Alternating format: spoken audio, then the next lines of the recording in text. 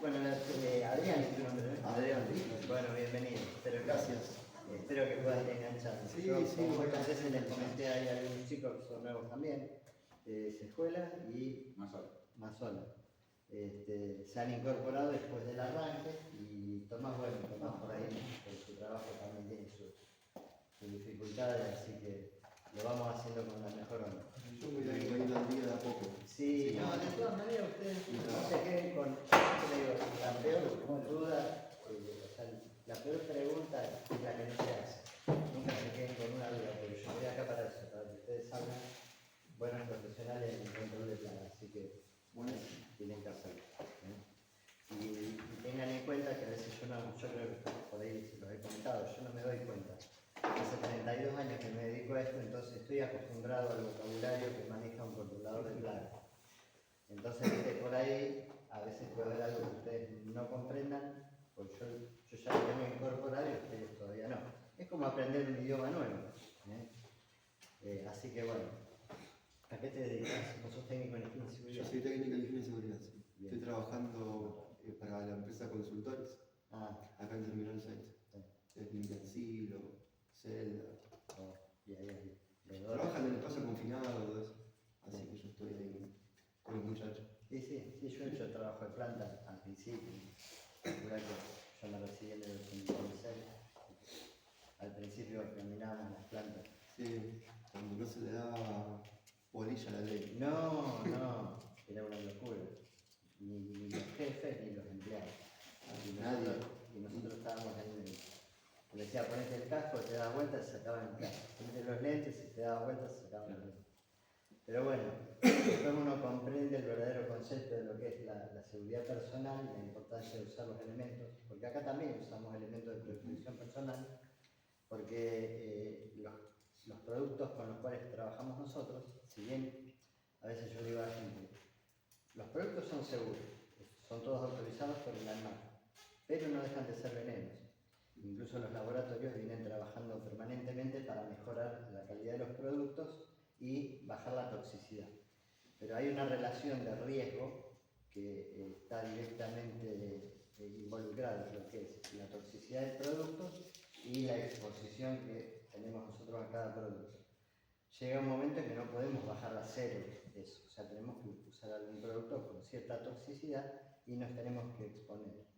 Y muchas veces lo que el usuario o el cliente no entiende es que el usuario se expone una hora en un año o una hora en el mes y nosotros nos exponemos casi permanentemente al uso de los productos. Entonces, el cuidado que tenemos que tener nosotros es diferente al cuidado que pueden llegar a tener. Como el que te hace la radiografía, Obviamente, ¿por qué? Porque él hace 200 radiografías. Entonces no se puede exponer de la misma manera que uno. Uno sí. Exactamente, la verdad que es una buena analogía.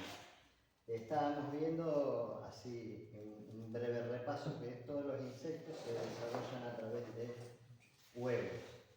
Los huevos los pueden poner individualmente o en forma colectiva en cápsulas que tienen distintas cantidades de embriones según la especie. Es importante también que entiendas que nosotros identificamos al individuo mencionando el género, que va con mayúscula, y la especie, que va con minúscula. Por ejemplo, habrás escuchado hablar del Aedes aegypti. Y bueno, el Aedes aegypti es un mosquito del género Aedes de la especie Aegypti. Así como hay Aedes aegypti, hay Aedes albifasciatus, Aedes albopictus, que transmiten otras enfermedades. Pero siempre Aedes es el género. Después, particularidades específicas de cada insecto o lo que transmiten o dejan de transmitir, le da la especie. La especie siempre se escribe con minúscula por una cuestión de nomenclatura científica. Se escribe de esta manera y se escribe inclinada, en itálica. Sí. Lo vas a ver en la bibliografía siempre de esta manera. Así que por eso hablamos, por ejemplo, de Periplaneta americana. Periplaneta es un género y americana es una especie. ¿Cuál es la especie esta? Bueno, es la cucaracha más grande, la cucaracha americana, que es esta que se ve acá. Habíamos visto también que los insectos se desarrollan a través de 4 procesos diferentes según las distintas especies. O sea, a medida que van creciendo, el insecto tiene la particularidad de que tiene un esqueleto externo. Nosotros tenemos un esqueleto interno que soporta las partes blandas. Ellos al revés, tienen un exoesqueleto, un esqueleto externo, que protege todas las partes blandas. Entonces, ¿cómo hacen para crecer? Nosotros vamos creciendo, las partes blandas crecen sin dificultad. Pero en el caso de los insectos, y los arácnidos también, crecen mudando de piel. O sea, un estadio juvenil, en un determinado momento, por una cuestión de consumo o metabólisis de una hormona juvenil, biológicamente entiende que tiene que mudar. Entonces, rompe el esqueleto externo, aumenta un poco de tamaño y en un lapso de 2 horas más o menos se termina de desarrollar, de oscurecer y endurecer el exoesqueleto. Así durante entre 3 a 8 estadios juveniles, dependiendo de la especie de insecto que se trata. Todos los insectos colocan huevos, todos los arácnidos son vivíparos. Es decir, si bien nosotros para controlar arácnidos como arañas, escorpiones, ácaros y garrapatas usamos insecticidas, en realidad ellos no son insectos, son arácnidos, pero los órganos blancos son los mismos. Hoy por hoy se están utilizando mucho los productos que inhiben la formación de quitina, es decir, una vez que se aplica en el ambiente un inhibidor de crecimiento, inhibidor de la formación de quitina, el insecto no puede crecer normalmente. Entonces se le va a formar medio esqueleto, exoesqueleto, va a estar expuesto a la humedad y no va a poder regular y se va a morir. Eso es. Y por otra parte, convierte al insecticida en más seguro porque a nosotros no nos afecta prácticamente en nada. Si hablamos en realidad sí nos puede afectar un poquito porque si vamos a ver, por ejemplo, en donde nosotros tenemos quitina, o sea, dijimos que hay productos que inhiben la formación de quitina para que el insecto no pueda crecer. Nosotros tenemos quitina, ¿en dónde tenemos? ¿Saben? En 2 lugares del cuerpo nosotros tenemos quitina, que por ahí nos puede afectar si nos exponemos demasiado o tocamos demasiado este tipo de productos. Aunque realmente en las manos, en las uñas tenemos quitina y en el cabello tenemos quitina. Pero básicamente las dosis son insignificantes a las que utilizamos nosotros, a las que significa para... El Zafón. Sí. Debe haber usado mucho de formación de quitina. Es un detalle para tener en cuenta.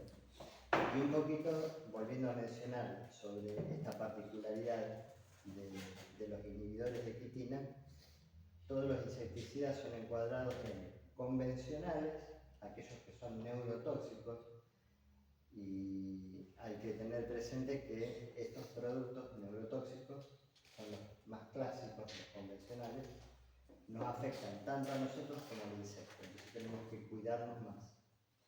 Todos aquellos que no son convencionales, como los reguladores de crecimiento, los juvenoides, fenilpirazoles, imidaclopril, que formulan los geles, por ejemplo, entonces a nosotros no nos hacen nada porque van directamente a órganos blancos que son característicos de insectos y arácnidos. ¿Me van siguiendo? Sí, más o menos. Fantástico. Entonces siempre los dividimos en convencionales y no convencionales. Los primeros más riesgosos, pero son los que más se usan porque son más económicos. Y los segundos, cuando tenemos problemas de resistencia, tenemos que hacer rotación de productos, son muy útiles. Pero se utilizan. Dentro, dijimos, de lo que es los 4 procesos en que se desarrolla un insecto, están aquellos que cambian de tamaño, pero no de forma. Estos crecen sin metamorfosis. La palabra metamorfosis significa cambio de forma. Y hay algunos, como le paso un cachito para atrás, si lo ven, esto lo vimos hace poquitito, sin metamorfosis, por ejemplo el pescadito de plata, ustedes ven que todos los estadios juveniles tienen la misma forma que el adulto, pero sí cambian de tamaño. No cambian de forma, pero sí de tamaño. Esto involucra mucho el conocimiento del insecto, de cómo se crece por la alimentación que van a tener. En el caso de este tipo de insectos, todos van a comer lo mismo. O sea, tanto los juveniles como los adultos comen lo mismo. En el caso de estos bichitos, celulosa de madera. Un peligro para los libros antiguos, por ejemplo, en las bibliotecas. Después tenemos insectos que crecen a través de una metamorfosis gradual. Es decir, son prácticamente iguales en los estadios juveniles, recién al final empiezan a aparecer cambios significativos como la aparición de las alas, por ejemplo. Las cucarachas son un ejemplo de esto. ¿En el último, Víctor, aparecen las alas? ¿En el último ya? En el último estadio aparecen las alas y lo que pueden ver es que el aparato reproductor adquiere madurez. Ah, bien. Pero ustedes fíjense, hasta el último estadio juvenil carece de alas. Recién aparecen, entonces hay un cambio de forma, pero al final, por eso es gradual. A este grupo pertenecen también las bichucas, por ejemplo. Todo lo que son chinches, fitófagas o hematófagas tienen metamorfosis gradual. Aquellos que crecen con una metamorfosis incompleta, porque van sufriendo pequeños cambios a través de atravesar distintos estadios juveniles, hasta que el adulto sale una cosa totalmente diferente a lo que eran los estadios juveniles. Y con otra diferencia importante, el hecho de que los estadios juveniles viven todos en un medio acuoso. En cambio, el adulto vive en medio aéreo, ¿tá? Como la libélula. Me olvidé de comentar esto. ¿Qué comen estos? Bueno, por lo general, el adulto es el único que en la agregación, porque ellos no hacen nidos, o sea, los insectos no hacen nidos, no son insectos sociales, pero sí se agregan por una cuestión hormonal, están todos juntitos. El único que sale a buscar alimento es el adulto. Y todos los estadios juveniles están en su lugar de cuidado y lo que van a comer es los restos de materia fecal de los adultos cuando vuelven a su lugar, o aquellos adultos que mueren, o ninfas que mueren, y se las comen también. Nutritivamente son muy protéricos.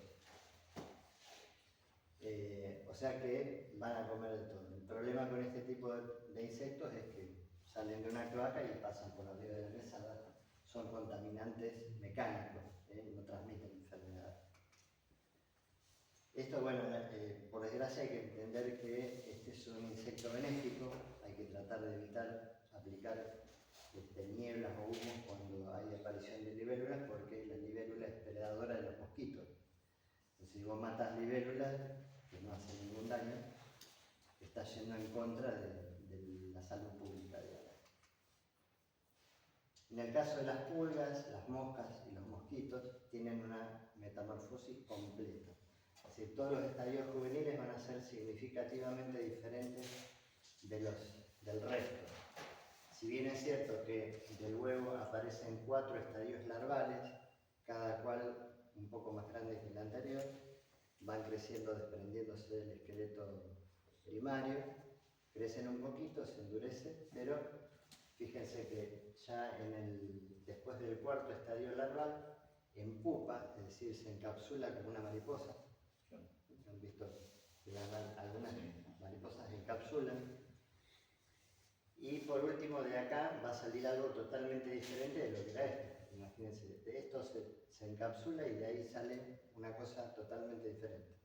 El adulto. Y el adulto, en el caso de las pulgas, lo primero que va a hacer es buscar un huésped para comer, porque ¿qué comen las pulgas? Sangre, Sangre de animales calientes. O sea, entonces es un bichito molesto y en algunas ocasiones peligroso si hay circulación viral de alguna enfermedad. Hoy por hoy no hay circulación de peste bubónica, por ejemplo, acá en el continente americano no hay. Ah, pero la pulga transmite. La pulga transmite, porque acá hay un proceso que hay que tener en cuenta. cuenta? De por sí el insecto o cualquiera que sea nace sano. Cuando pica una persona que está contaminada con virus o con bacterias, hay algunos insectos que, digamos, el virus o la bacteria no sobrevive en el aparato estomacal, la mata. Es decir, como cuando uno a veces come algo contaminado, el ácido gástrico del estómago lo destruye. Y en algunos insectos pasa eso, o sea, absorben una bacteria pero la matan, entonces no la transmiten. Pero en algunos insectos tienen la particularidad de captar microorganismos, mantenerlos en circulación en el aparato estomacal y en el caso del mosquito lo libera a través del pico succionador que tiene. Porque el aparato bucal del mosquito, por ejemplo, tiene 3 canales. El del medio chupa sangre. De los otros 2 canales, uno inyecta un anestésico para evitar que pique mucho en el momento del piquete justamente, y un anticoagulante, porque el aparato bucal del mosquito es tan finito y los glóbulos rojos, si bien parece que son chiquitos, pero son bastante grandes, si no inyectaran un anticoagulante se taponaría con un coágulo del pico del mosquito. Entonces mientras está picando está inoculando un anestésico y un anticoagulante, y cuando absorbe la sangre puede absorber también virus. Virus, por ejemplo, del dengue, como en el caso de la dengue. Y ahí se transforma en un vector de la enfermedad del dengue, de un individuo enfermo a un individuo sano. Por eso es que si bien hay distintas clases de plagas, tenemos las plagas interesanitarias, aquellas que generan problemas de salud en la persona. Bien, habíamos dicho que hay algunos insectos que colocan los huevos agrupados. En el caso de las cucarachas, generan estas especies de cápsulas que también son de quitina y lamentablemente, a ver, si bien yo les mencioné que el insecto tiene un caparazón de quitina, pero tiene espiráculos también, por los cuales puede penetrar un insecticida, y pliegues también por donde puede ingresar un insecticida. En cambio, en el caso de las cápsulas, no, el insecticida no penetra por ningún lado. Quiere decir que si no dejamos una permanencia de un residuo de insecticida en el lugar y después eclosionan los embriones y no hay un insecticida permaneciendo en el ambiente, bueno, van a seguir subsistiendo. Pero si dejamos un producto residual, estos bichitos que nacen toman contacto con el veneno y mueren. Dijimos entonces que, esta era la Periplaneta americana, que es la que vamos a ver en un ratito. Esta es cucaracha oriental, que tiene otras características, y esta es la alemana, que es muy difícil de controlar, la que hace desastres en todo lo que es alimentación, en los bares, restaurantes y en las casas de familia, en las cocinas sobre todo, o sea, en el ámbito de la cocina, por las características y hábitos que tiene la cucaracha. Es motivo de mucho trabajo en nuestro caso. Yo diría que casi un 70% del trabajo de un controlador urbano de plagas es contra la tela germánica, y a veces son dolores de cabeza. Después, en el caso de los mosquitos, va colocando, este es un mosquito común, que va colocando los huevos de a uno, pero los va pegando y los va colocando sobre la superficie del agua. De tal manera que, por una cuestión de tensión, diferencia de tensión superficial, esta balsa flota. Los embriones pasan al agua, las larvas medran en medio acuoso y después el adulto arriba. Y esto, que no lo habían identificado los chicos de la clase pasada, es como si fuera una goteca, pero de matapiojos o mantis religiosa, que es mucho más duro, muy resistente. En realidad vos lo podés golpear y no se va a romper, porque esto es celulosa masticada y elaborada con la misma saliva del mantis. Y ahí adentro hay todos compartimentos, como hay compartimentos acá, con embriones. Llegada la época estival, eclosionan los mantis, acá se ven. Son todos chiquititos, van creciendo son chiquititos en tamaño, pero la forma es la misma que la de una duna. Bueno, estos son cocones de araña. Ahí. Lo que no se ve acá son todas las arañitas que están adentro del cocón. Claro, porque las arañas paren a las crías vivas, o sea, ya paren arañitas chiquitas. Los escorpiones lo mismo, las garrapatas lo mismo. Esta es una cucaracha oriental, que si la comparamos con la que vamos a ver ahora, donde está acá, ustedes ven que hay una diferencia significativa. Esta es de color más amarronado, tiene este caparazón característico arriba de lo que es la cabeza, pero esta de color más oscuro, tamaño más pequeño, pero sí desarrolla una cápsula de huevos que es expulsada, ni bien la hembra determina que la cápsula está completa, la expulsa. Y a veces la pega en algún lado, en alguna superficie, y si no la deja tirada por ahí, al alcance de cualquier predador, corrientes de agua, temperatura, un montón de cosas que hacen que el potencial reproductivo de las dos cucarachas de gran tamaño sea bastante bajo. Claro, lo contrario de la donatela. Claro, y por otra parte, acá por ejemplo, en estas dos especies, ustedes tienen más o menos de 8 a 10 embriones por cápsula. En cambio, la tela germánica tiene más o menos entre 48 y 52 embriones por cápsula. Cuestión que si a vos se te escapó, sí. No, una pregunta. Vos antes hablaste de los predadores. Las cápsulas, o sea, los predadores pueden entrar en la cápsula, o sea, pueden. Sí, te la van a masticar, te la agarra un mamboretá que tiene, los grillos, por ejemplo, tiene una ¿La matan o no? Se los comen. Ah, bien. Claro, o sea, porque es tremendamente, tiene una cantidad de proteínas tan grande que es buscada por los predadores para consumo. Entonces por eso, una cápsula que anda dando vueltas por ahí sin ton ni son, te la agarra un escorpión, te la agarra, no sé, un cascarudo o algún otro predador de embriones de insectos, incluso de pequeñas ninfas o pequeñas larvas también, te lo van a comer. Entonces siempre tienen menos posibilidad de sobrevivencia. Y sobre todo porque estas dos cucarachas prefieren lugares oscuros y húmedos. O sea, van a estar siempre en lo que es cámaras y cañerías, prácticamente desprotegidas y digamos, las cápsulas van a estar al alcance de esos predadores y de la rastra del agua, como les decía. Entonces tienen menos chance de supervivencia. A diferencia de la platera germánica, que va a criar preferentemente en un lugar cálido, con presencia de agua, con presencia de alimento. O sea, que me llevo una bolsa de cascarudos y la meto dentro de la cámara y listo. Claro, pero ¿sabés cuál es el problema? Pasa lo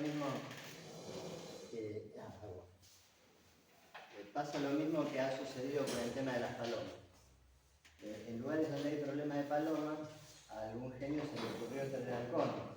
Ahora, ¿cuántas palomas le va a cazar un halcón? Tenés que poner 200 halcones para matar 200 palomas, con lo cual estás generando otro problema. En un aeropuerto, por ejemplo, es tan peligroso una paloma como un halcón. Se te mete en una turbina y fuiste. ¿Cómo controlar la paloma? ¿Cómo? ¿Cómo controlar la paloma entonces? Es muy difícil. Tenés que cerrar lugares. No, tenés que. Por eso, esto es una. Yo siempre les comento, esto es como hacer helado. Es una cuestión artesanal. El trabajo del controlador de plagas es artesanal, porque cada trabajo es diferente al anterior. Porque vos tenés que evaluar las características individuales de cada usuario, de cada cliente, cuál es el problema. Una población de palomas no se comporta lo mismo en el campo que en un aeropuerto o que en una cerealera. Entonces vos tenés que entender que tenés que conocer hábitos y costumbres de la especie, pero también tenés que evaluar el entorno en donde se está moviendo. ¿Qué es lo que come? ¿Dónde lo come? Porque, por ejemplo, cuando vos haces un trabajo con cebado, Un cebado es darle un alimento envenenado para que lo coma. Pero ¿qué pasa? Tenés que competir con la alimentación que consiguen en otro lado. Una paloma que está en una cerealera tiene alimento para llevar arriba. Vos le vas a poner un plato de veneno y no te lo va a comer porque está comiendo cereal. Entonces tenés que tratar de buscar otras maneras. ¿Está mal envenenar una paloma? No. ¿Cómo? No es como ilegal una paloma envenenarla. Sí, en realidad las palomas están protegidas por la ley de flora y fauna de la provincia de Santa Fe. A pesar de lo cual hay que hacerlo, porque a veces te generan muchos problemas. Lamentablemente, acá tenés grupos ecologistas que te matan, te denuncian, y tenés que pagar multa y no va a ser, es raro, pero no va a ser la primera vez que alguien vaya preso por matar a un animal silvestre. Hay animales que están protegidos por ley, animales silvestres. Aunque lamentablemente las palomas transmiten muchas enfermedades. No solamente transmiten enfermedades, sino que los parásitos de las palomas también transmiten enfermedades y generan problemas sanitarios. Más allá de que los nidos taponan los desagües, las palomas expulsan una materia fecal líquida porque no tienen aparato urinario separado del aparato anal. O sea, tienen una cloaca, por lo cual sale una materia líquida que es tremendamente corrosiva. Vos imaginate que tenés la General Motors y andan dando vueltas las palomas por ahí, te agarraron los autos y te ¿Y por qué están protegidas con el mal que hacen? Y porque como Entra pasa, como animal silvestre. claro, porque se la considera un animal silvestre y una especie protegida. Por más que sea plaga. Por más que sea plaga, porque la ley ya está hecha y cuando te hacen una ley es muy difícil cambiarla. Lamentablemente, en nuestro país, no sé cómo será en otros lados, pero en nuestro país es muy común que una ley, una ordenanza, la confeccione una persona que técnicamente no tiene conocimiento sobre el tema. La ordenanza que está en Rosario sobre control de plagas urbanas, o sea, tiene un montón de falencias porque no la preparó una persona calificada y capacitada. Volvemos que es todo político también a veces. También. Yo leí una nota que en Rosario iban a empezar a tirar alimentos balanceados para palomas, pero con anticonceptivos, cosa de que cuando tengan, ¿cómo se llama? Pongan Sí, el huevo. no sean fértiles. Sí, eso también es lo que pretenden hacer con los mosquitos, por ejemplo. O sea, son cosas tan colgadas, digo yo. O sea, hay Muy rebuscado, ¿eh? Es muy rebuscado, hay muchas maneras más fáciles de hacer controles efectivos que esterilizar, no sé, 2 millones de machos, largarlos así a que busquen hembras, se apareen con hembras y esos huevos no van a ser fértiles. Pero ¿qué pasa? Vos largaste 1 millón de machos esterilizados y por ahí te lo agarró un tipo que está tirando veneno y te los mató lo mismo que mató a los otros. Entonces no es una cosa muy razonable. Entonces cuando la paloma te genera un problema, una plaga, genera un problema, Sí. ¿qué tiene que hacer? Yo sé que hay que espantar. Tenés que recurrir a estudiar el lugar, estudiar dónde están comiendo, qué están comiendo y tratar de ofrecerle algo que les resulte tanto o más atractivo como lo que están consumiendo. O sea que vos tenés que hacer un relevamiento de información bastante importante. Pues ya te digo, no es lo mismo trabajar contra palomas en una plaza. Me acuerdo hace unos años me llamaron de San José de la Esquina y hice un conteo, había aproximadamente 6.000 palomas en la plaza del pueblo. Imagínate lo que era el desastre, no podías caminar.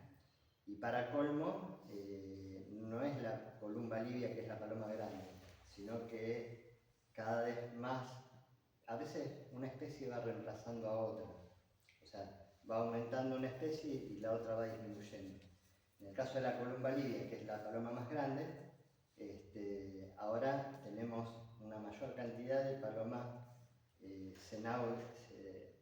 Zenaida auriculata, que es la paloma torcasa. Una paloma más chiquita, gris y otro problema que tenemos con las palomas es que ellas autorregulan la población. ¿Qué quiere decir esto? Que ellas, como se manejan en bandada, en manada, tienen el comportamiento social de una manada. Matás 10 palomas, ponen 10 huevos más que los de costumbre. Entonces, autorregulan la población. Siempre van a estar el mismo número. Tienen que matar todas. Matarlas a todas o recurrir a tácticas o estrategias, como les quiera llamar, que las haga relacionar, porque como ellas se mueven como una manada, vuelvo a repetir, y son muy inteligentes. De hecho tienen un sistema de vuelo y de orientación que no lo tenemos nosotros. Pero ¿qué pasa? Si vos lográs que una determinada población relacione el ambiente donde están con un malestar general de la colonia, capaz que se vaya. Entonces, vamos a suponer, si vos Hay me das... repelentes de paloma. ¿Cómo? Hay repelentes. En realidad, tenés repelentes de palomas que no son totalmente efectivos. O sea, tenés varias cosas que no te van a dar una solución.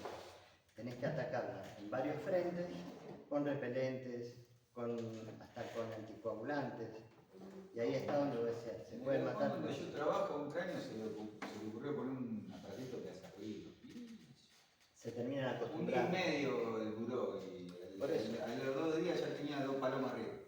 Perdón, Vito, y lo de San José de la Esquina, ¿lo pudieron solucionar? ¿Lo redujeron? Sí, usaron trampas, o sea, a ver, ¿Sí? claro, porque no podés hacer mucho, entonces tenés que buscar la mejor estrategia posible. Utilizaron trampas, hicieron capturas pero a mansalva y las llevaban a 100 kilómetros. O sea, vos no podés capturar palomas y largarlas a los 2 kilómetros, a los 10 kilómetros, porque vuelven. Claro. Tenés que superar los 60 kilómetros para que realmente se vayan a buscar un lugar más. ¿Y lo llevaron al campo o le llevaron un problema a otro? ¿Cómo? ¿Lo llevaron, la largaron en el campo o le llevaron un problema a otro? Claro, eso se nada. Que se arregle. Sí, sí, no. Y Claro, la- a mí me llamaron, yo le dije, Con trampa. ¿eh? Vos le dijiste que la lleven con trampas. Claro, porque ¿qué opciones había? Claro. Eh, Matarla, no podés matarla, matarla. no la puedes matar, porque siempre hay un vecino que te denuncia. Pero si O sea, sea con un rifle de aire comprimido, sea con un predador. Lo que a mí me ha dado bastante resultado, ojo, hay productos que las liquidan, o sea, vos se los pones como alimento y las matan al instante. O sea, son a base de cianuro, grano envenenado con cianuro, pero es muy peligroso porque te lo agarra cualquier otro bicho o otro animal y se va a morir. las plantas de silo por lo general usan eso. ¿Cómo? En las plantas de silo usan eso con cianuro prácticamente. Y sí, Ah, porque a veces, no, claro, sí, claro. no les queda más remedio que bajar la población, porque ya te digo, las instalaciones que son por lo general metálicas, de zinc, capa de zinc, te la agarran la población de paloma con la materia fecal que tienen y te la destruyen. La golondrina también es bastante molesta cuando anda. Sí, pero la golondrina es, Bicho que migra. claro, Migra. va a estar un mes y después ya se va. Pero no es- Lo que decís vos también, que es medio razón también que tenés que buscarle más o menos, porque a nosotros nos pasó con unos ratones ya. Les ponía a venir una empresa, yo soy ucraniano, una empresa de helado y les daba y no le hacían nada. Y un día andaba yo mirando ahí atrás del coso en el súper y veo que habían agarrado la bolsa de alimentos para perros. Pero 25 kilos y habíamos comido 20. Y agarré un poquito de alimentos para los perros y los mojé con platicida. Ujú. Cerró. Sí, sí, sí. ¿Sabes cómo entraban? Por eso, siempre cuando trabajes con cebos alimenticios envenenados, podés trabajar de dos maneras. O dándole algo que complemente la dieta que ya tiene, porque por lo general este tipo de animales tratan de balancear muy bien su dieta alimenticia. Por ejemplo, las palomas no pueden comer y comer y comer porque tienen que volar. Es como si a un avión le pusiera el doble de combustible que necesita, si no levanta vuelo, se viene abajo. Entonces, todo bicho volador necesita mantener un peso razonable que le permita volar. Las palomas, los murciélagos. Sí. Entonces, están defecando permanentemente. Pero por otra parte, lo que sí podés hacer es jugar con el comportamiento de la colonia.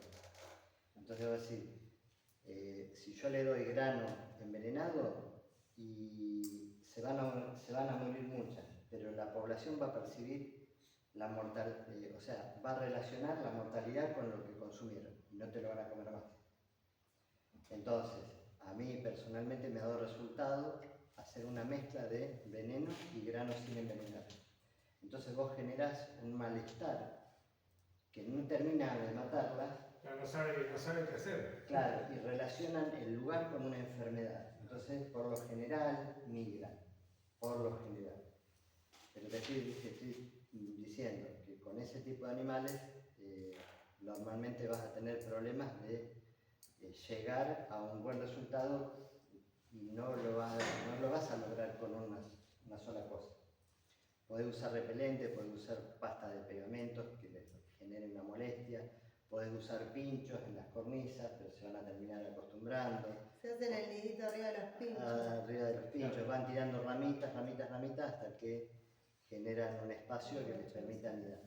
Redes. Que ponen las redes y cuando rompieron una, se te llenó la red arriba. ¿Viste? Son todas distintas estrategias que en algunos lugares no podés poner redes. Los tanques de agua te contaminan con materia fecal el agua que está consumiendo la gente. En fin, toda una serie de cuestiones que hay que analizar puntualmente. Cada trabajo es diferente y lo tenés que enfocar de una manera distinta. Los pinchos son efectivos hasta cierto tiempo, el pegamento se te cae todo lo que es polvillo, sustrato. Ya no pega más. Claro, no pega más. Tenés la posibilidad de envenenar, sí, pero es peligroso, te pueden denunciar, las pueden matar con un rifle de aire comprimido, también lo puedes hacer. En una nave que se te metan, lo que tenés que hacer es evitar que ingresen. Pero por lo general una nave tiene grandes portones donde están permanentemente abiertos para el ingreso y egreso de camiones.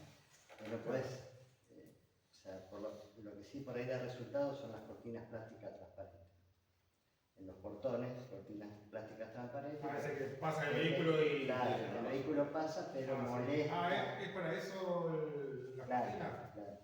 Porque si te meten adentro no se cansa más. Sí, eso te sirve para las palomas, las moscas, o sea, que no va a ser 100% efectivo, pero va a Sí, ayudar. va a decir, no sabía eso.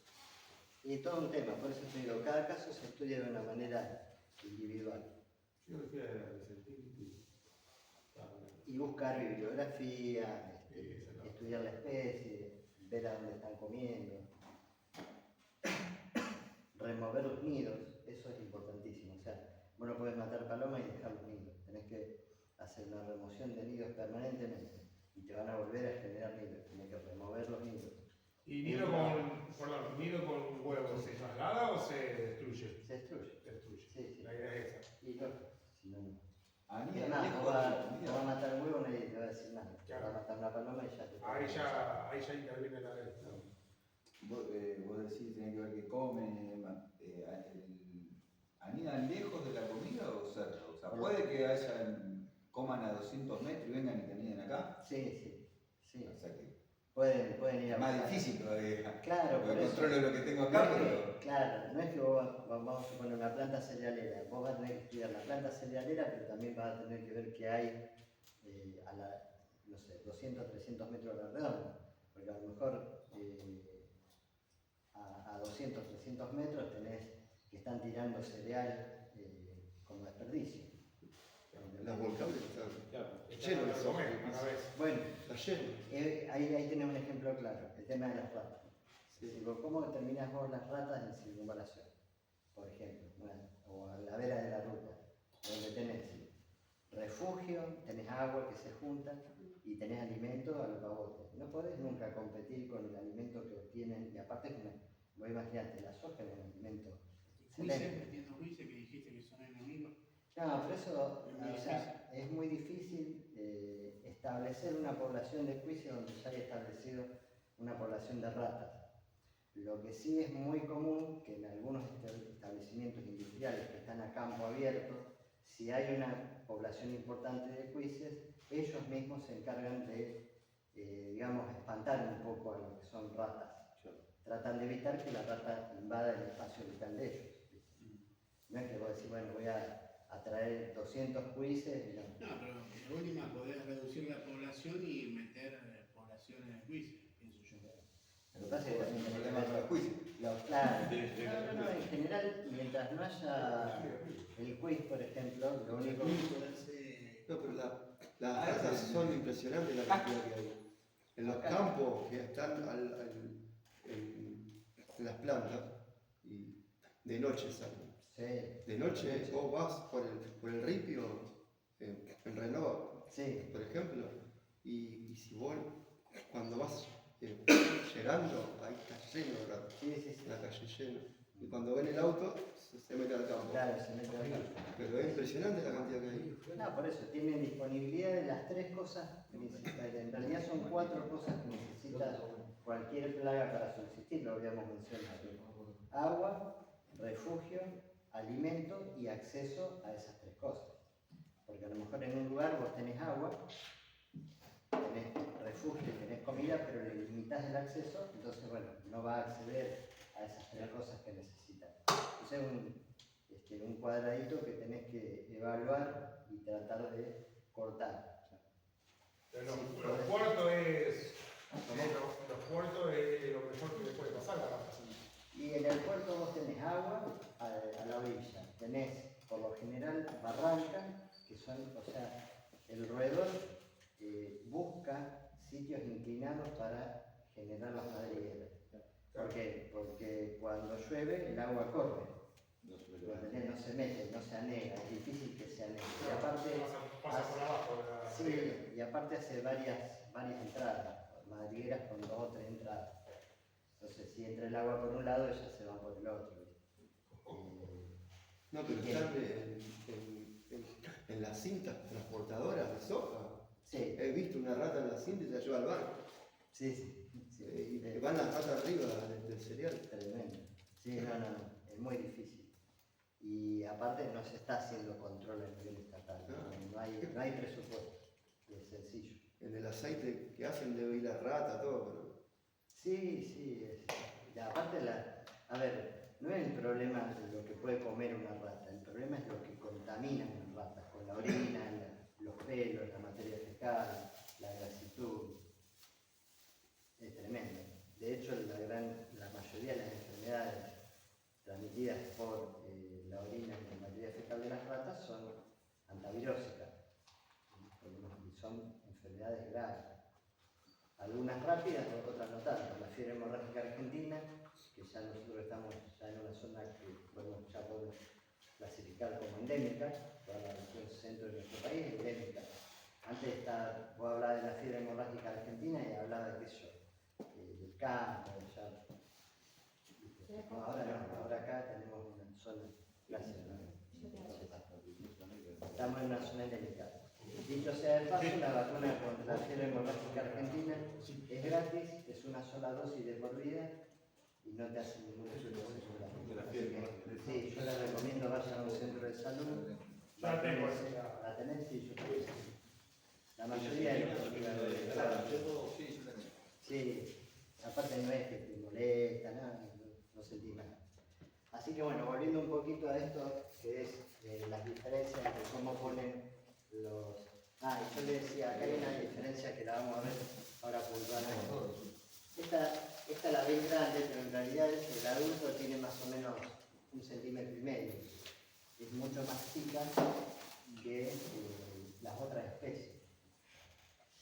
Y la hembra, ustedes ven que está prácticamente la cápsula de esta especie es casi tan grande como el cuerpo de la hembra. Y la hembra sostiene en su cuerpo a la cápsula y no la libera como las otras especies, sino que más o menos 1 hora antes de eclosionar los embriones, la despide. Entonces, esa cápsula tiene muchas más chances de sobrevivencia porque está protegida por la madre. La madre la va a llevar consigo a un lugar seguro, siempre. Y por otra parte, por más que sobreviva a la mitad, calcula que tenés 25 embriones, tenés 13 machos, 12 hembras, en 2 semanas, en 3 semanas vas a tener una población población casi igual de grande que la que tenías originalmente, con una hembra que se te escape del tratamiento. Y estos son huevos de mosquito. Esto es lo mismo que veíamos antes, o sea, una balsa de huevitos. Culex SPP es el mosquito común. Cuando vean esto, SPP significa que de este género Culex, hay varias especies que comparten características. El más común acá es el Culex pipiens. Está el Culex confluens, pero por lo general no lo vemos tanto. El mosquito común es el Culex pipiens, pero hay otras variedades y otras especies que responden a las características del mismo género.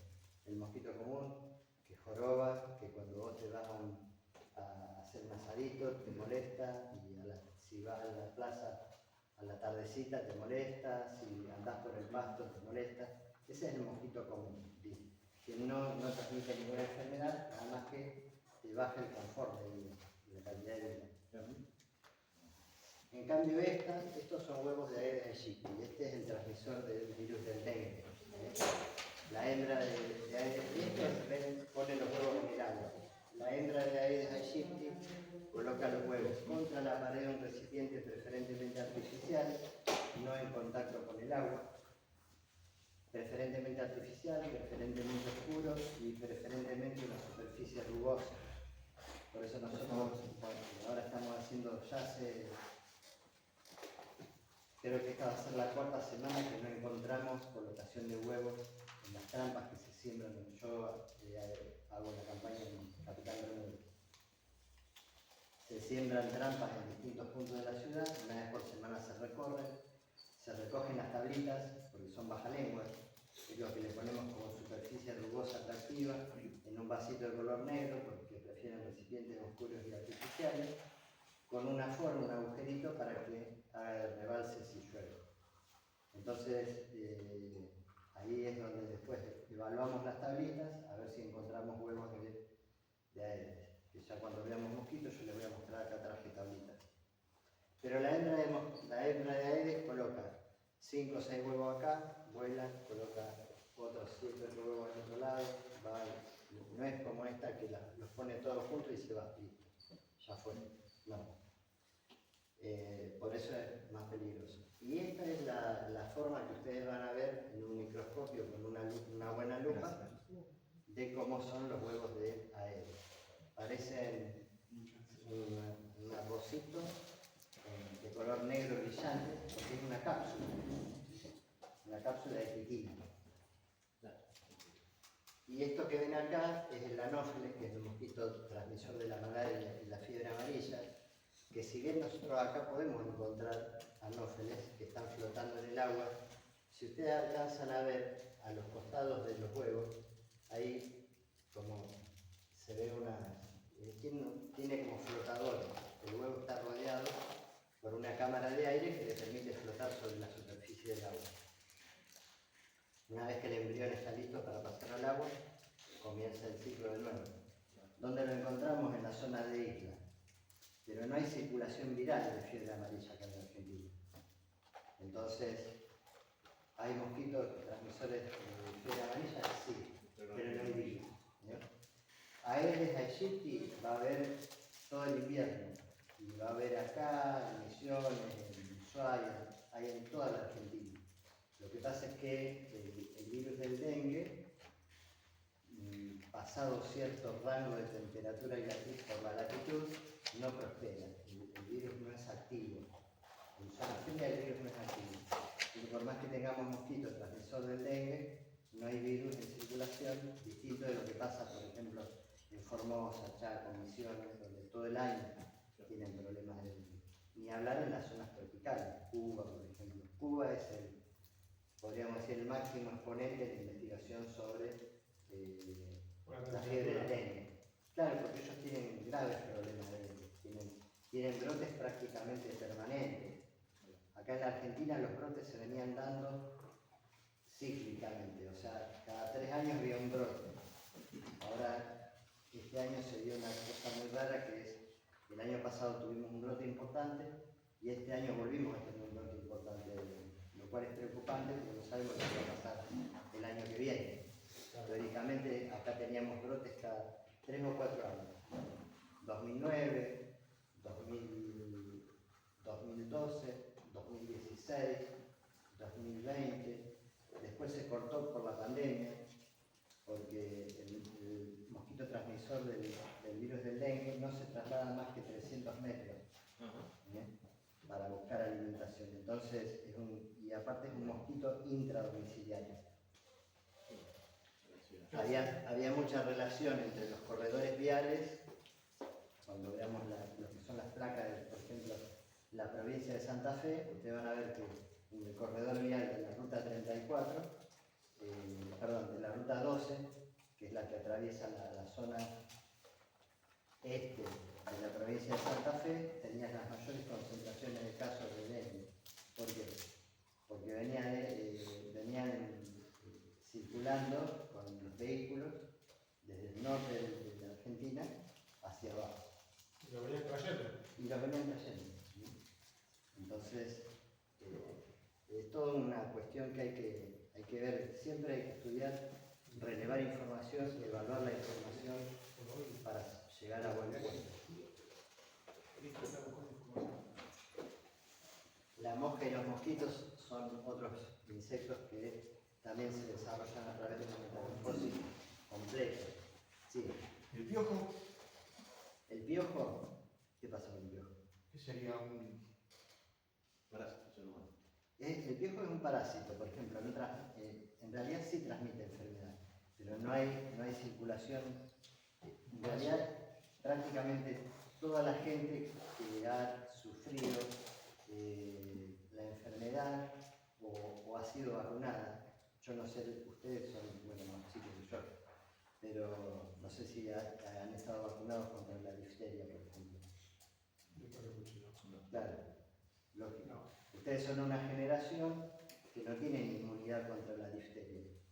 Y es muy probable que si apareciera un brote de tifus o difteria o de falsa difteria, sea, digamos, propagada por piojos, que es un parásito del ser humano.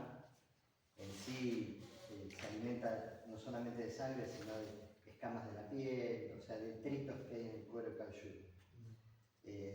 Pero mientras no haya circulación viral o bacteriana, no hay problema. El piojo va a ser una cosa molesta que hay que controlar con un shampoo a base de... ¿Cuál era? Cipermetrina. No. Beta-cipermetrina. Permetrina. Permetrina, claro. Y de paso hago el comentario. Dentro de todos los piretroides, las deltametrina, tetrametrina, ciflutrina, todo lo que termina en trina son derivados sintéticos de piretro. Entonces, distintos piretroides tienen distintas características. La permetrina es el único piretroide que no tiene en su molécula química un grupo adicionado que se llama ciano, un grupo ciano que es irritante. Por eso hablamos de la cipermetrina. La característica de la cipermetrina era esa, necesitaban un piretroide irritante. Por eso salió como derribante para competir con el Veloxan, el derribante estrella super. Yo estoy hablando de la prehistoria, ¿no? Calculen que hace 32 años que estoy con esto, así que en aquella época usábamos el derribante estrella super para trabajar al aire libre. Vos tirabas un derribante, o ahora en protestinal, en un espacio al aire libre y tenías una semana sin mosquitos. Y la cipermetrina es, dentro de los piretroides, el que menos daño hace a los follajes. Vos te podés decir, bueno, voy a aplicar un piretroide para controlar los mosquitos en un parquizado donde voy a hacer una fiesta, pero resulta que te quemé todas las plantas. Bueno, esto no pasa con la cipermetrina. Claro. De hecho, si ustedes van a una casa que tenga toda una línea jardín, el 90% de los productos líquidos son a base de cipermetrina, porque no dañan el follaje y es muy bueno como piretroide. Además, otra característica que tiene la cipermetrina es que la molécula se banca muy bien la agresión del ambiente, porque vos calculás que cuando estás aplicando al aire libre un insecticida, te lo va a afectar la luz del sol, el viento, el polvillo, el sustrato donde cae. Muchas veces tener un sustrato demasiado alcalino te va a degradar el producto. Entonces tenés que tener cuidado dónde estás echando el insecticida. Bueno, una mosca coloca huevos, cierto que llaman huevos. De los huevos eclosionan 3 estadios larvales. Por lo general, las moscas, ¿alguno vio un criadero de pollos, por ejemplo? Sí, una fábrica de huevos. Sí. O sea, están todos, o las gallinas están todas en jaula y abajo está la camada de materia fecal. Claro. Eso es espectacular para las moscas, para la colocación de huevos, porque es materia orgánica, húmeda y calentita. Porque por lo general un criadero de pollos o un establecimiento de ponedoras tiene que mantener una temperatura que no le mate a las gallinas, Claro. ni por frío ni por calor. Y es un ambiente ideal en temperatura para las moscas. Sumarle a eso una camada de material orgánico semilíquido y bueno, tenés un caldo de cultivo de moscas. Las moscas colocan los huevos en la superficie, eclosiona una larva y la larva lo primero que hace es meterse para adentro para protegerse y para comer. Pasa por 3 estadios larvales, la segunda larva sigue hacia abajo comiendo y ya la tercera larva, o sea, después esa segunda larva vuelve a subir a la superficie, porque una vez que pasa por el tercer estadio larval, empupa. Si empupara en el medio de la materia orgánica, la mosca no podría salir a volar. Claro.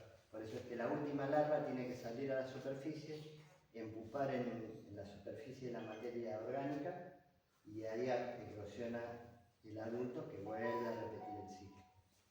¿Y cuánto tiempo tarda del huevo acá? Más o ¿Se menos, moja? promedio la mayoría de los insectos 7 días dependiendo de la temperatura ambiente. Como máximo 7 días. En invierno se puede aletargar a 12 días. Esos 7 días pasan a 12 días. ¿Por qué? Es una cuestión metabólica. O sea, ¿por qué pasa de larva 1 a larva 2 a larva 3 y a pupa? Por cuestiones metabólicas. Toda cuestión metabólica está influida por la temperatura ambiente. Los insectos no escapan. Ahí. Y las pupas se ven más o menos como yo les iba dando al puntero. En los televisores no funciona. Es una cápsula de quitina.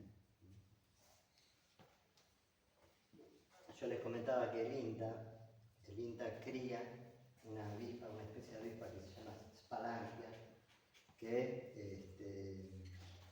coloca sus huevos en pupas de mosca. O sea, la Spalangia es una avispa que no va a colocar los huevos sino en pupas de mosca. Entonces el INTA te vende bolsas de huevos de la avispa que se liberan en sitios donde hay mucha cantidad de moscas, con una pileta de plantación de un frigorífico, justamente una planta productora de animales, un criadero de cerdos. Tenés millones de moscas. Entonces, ¿qué pasa? La avispa va, busca una pupa, inyecta el huevo adentro y ahí crece el embrión de la avispa se come lo que hay adentro. Entonces, limita la población de moscas que van a aparecer. Y respondiendo a una pregunta que me suelen hacer y que hago con los miles de avispas que van apareciendo, ¿son peligrosas? Y no, porque la población se autolimita. A medida como la avispa no coloca huevos en ningún otro lugar, que no sean pupas de mosca, cuando baja la población de moscas, baja la población de avispas, porque no tienen dónde reproducirse. ¿Tá? Y el INTA vende las bolsas de pupa, que no es una solución, no es la panacea universal. Es un complemento más para usar cuando vos tenés un problema importante de moscas. Y llegamos a ver lo que son las 3 especies de cucarachas que nosotros habitualmente manejamos como controladores de plagas urbanas. A nivel urbano reconocemos 3 especies comunes, que son Periplaneta americana, o la cucaracha más grande, cucaracha americana, Blata orientalis, o cucaracha oriental, que era la más oscura que habíamos visto antes, que prácticamente no desarrolla más que unas alas rudimentarias. Esta sí tiene alas, tanto el macho como la hembra, después del último estadio aparecen las alas. De estos dos, el macho, siempre tengan presente esto, el macho es el que tiene las alas más largas. Las alas del macho cubren la totalidad del abdomen. En cambio, las alas de la hembra son más cortas que el abdomen. ¿Para qué? Para dejar expuesto el aparato reproductivo. Ustedes decís cómo reconocen un macho y una hembra si prácticamente son iguales. Bueno, con el largo de las alas.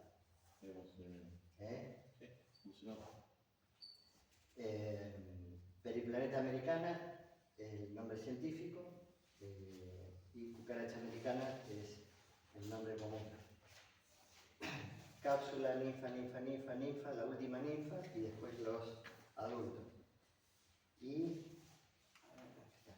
bueno, y después tenemos plata oriental, cucaracha oriental, que es de color más oscuro, tamaño más pequeño, y fíjense ustedes cómo se desarrollan, en este caso las alas son prácticamente rudimentarias. En el caso de la otra, estas alas le permiten hacer vuelos cortos para trasladarse, pero no se lo considera un insecto volador, sino un insecto rastrero, porque el 90% del tiempo está caminando, rectando, no volando. Tamaño más pequeño, y las dos tienen preferencia por lugares oscuros y húmedos. O sea, estas dos especies de cucarachas las vamos a poder encontrar en las cámaras de infección, en las cañerías, entre los escombros, detrás de los muebles, en lugares oscuros y húmedos. Y por lo general tienen poca resistencia a la aplicación de insecticidas. O sea, ustedes hacen un tratamiento contra el periplaneta americano o contra la cucaracha oriental y normalmente van a pasar 2 o 3 años antes que los vuelvan a llamar porque no tienen la capacidad de volver a generar una población importante en un corto periodo de tiempo. Entonces, y aparte son tratamientos donde vos aplicás y sacan 2 millones de cucarachas y se mueren. Son aparatosos los tratamientos, le gusta a la gente, lo cual no siempre es bueno porque cuando uno tiene que trabajar con productos no convencionales, no van a haber tantas cucarachas muertas, van a ver que la población disminuye y dejan de verlas, pero a veces a la gente le gusta ver bichos muertos, entonces a veces es contraproducente, y ustedes hay que convencer al cliente de que lo que el cliente quiere es no tener cucarachas, no ver cucarachas muertas. ¿Está? Es un tema. Una bolsa que la tengo en el bolsillo. ¿Cómo? Claro, es una bolsa de parrón dentro de que saqué. No va a ser la primera vez que lo hagan.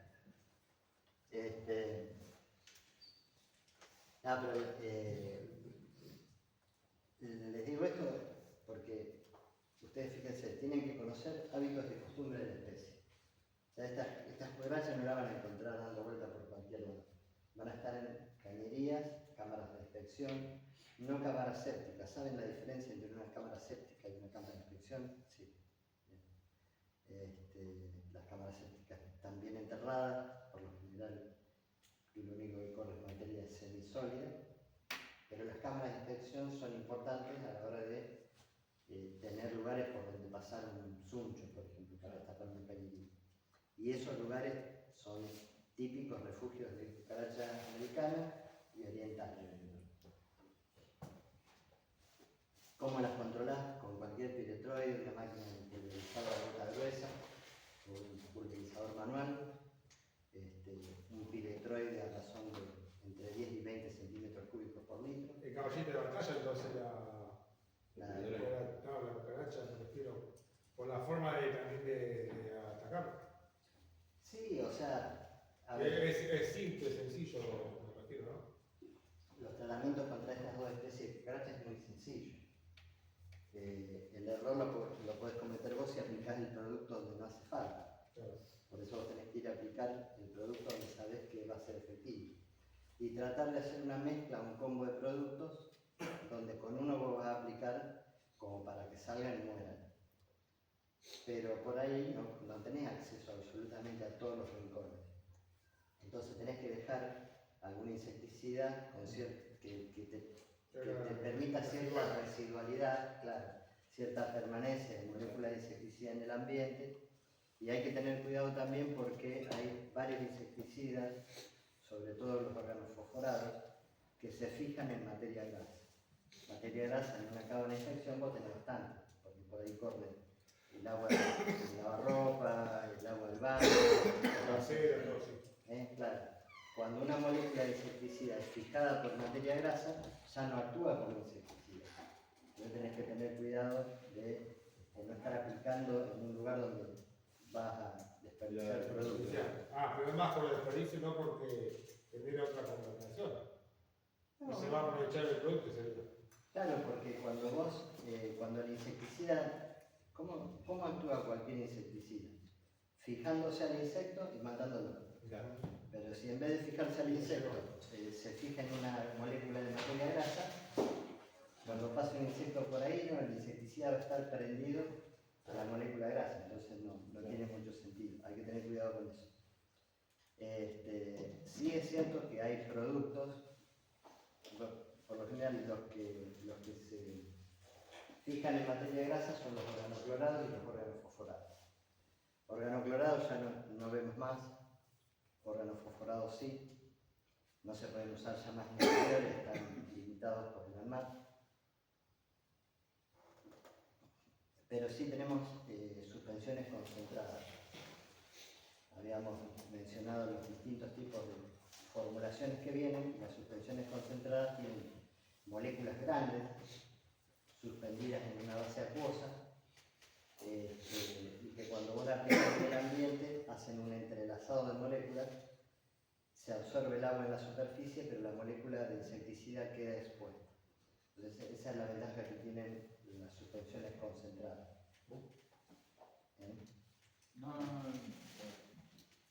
Entonces haciendo eso vos le das disponibilidad del producto a una cucaracha que vaya pasando, no sé, la semana que viene, por ahí.